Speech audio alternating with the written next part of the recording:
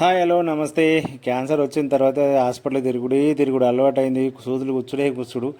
ఏం చేస్తాం, తప్పదు. మళ్ళీ రివ్యూ ఉండే అంటే చెకప్ ఉంటాయి కదా మాకు. ఆ చెకప్ గురించి వెళ్ళినా మళ్ళీ అందులోటి పెట్ స్కాన్ కూడా నేను ఇంతవరకు తీసుకోలే అన్నట్టు. పెట్ స్కాన్ కూడా తీయించుకుందాం అని చెప్పిన. ఇంతకుముందు డాక్టర్ గారు రాశారు, బట్ నేను ఇన్ఫెక్షన్ వల్ల కొంచెం డీల్ అయిపోయింది అన్నట్టు చేసుకోవడం. సో అదిగో ఇది రెండు అయిపోతాయి అని చెప్పేసి వెళ్ళిన.